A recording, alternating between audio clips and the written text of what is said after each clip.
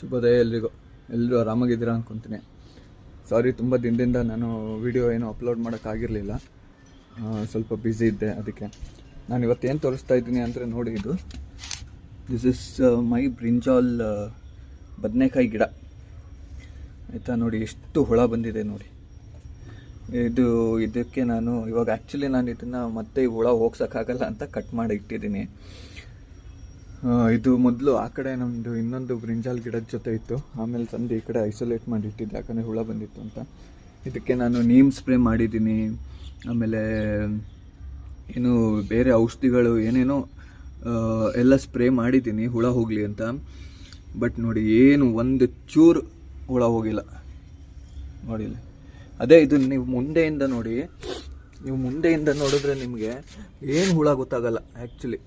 But ಇದೆಲ್ಲ ಎಲೆಗಳ ಹಿಂದೆ ಸೇರ್ಕೊಂಡಿರೋ ಹುಳಗಳು ನೋಡಿ. ಇಲ್ಲಿ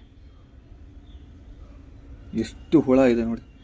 ಇದನ್ನ ಇಲ್ಲಿ ನೋಡಿ, ಒಂದು ಬದನೆಕಾಯಿ ಚಿಕ್ಕದು ಬೇರೆ ಬಿಟ್ಟಿದೆ. ಏನು ಮಾಡಿದ್ರು ಈ ಹುಳಗಳು ಹೋಗಲಿಲ್ಲ ಗೊತ್ತಾ. ಇದು ಅದಕ್ಕೆ ಕಟ್ ಮಾಡಿ ಈ ಕಡೆ ಸೈಡಲ್ಲಿ ಐಸೋಲೇಟ್ ಮಾಡಿ ಇಟ್ಟಿದ್ದೀನಿ.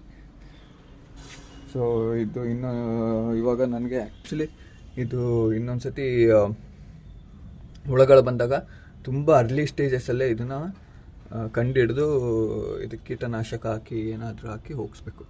ಇಲ್ಲಾಂದರೆ ಇದಂತೂ ನೋಡಿ, ಇಲ್ಲ ಏನೇನೆಲ್ಲ ಸ್ಪ್ರೇ ಮಾಡಿದ್ದೀನಿ ಗೊತ್ತಾ ಇದಕ್ಕೆ, ಆದರೂ ಏನೂ ಹೋಗಿಲ್ಲ. ಕೀಟನಾಶಕ ಸ್ಪ್ರೇ ಮಾಡಿದ್ದೀನಿ, ನೀಮ್ ಆಯಿಲ್ ಸ್ಪ್ರೇ ಮಾಡಿದ್ದೀನಿ, ಆಮೇಲೆ ನಮ್ಮ ಗಾರ್ಡ್ನರ್ ಬಂದು ಔಷಧಿ ಏನೋ ಹೊಡೆದ್ಬಿಟ್ಟೋದ ಕೆಮಿಕಲ್ಲು, ಆದರೂ ಹೋಗಿಲ್ಲ ಇದು.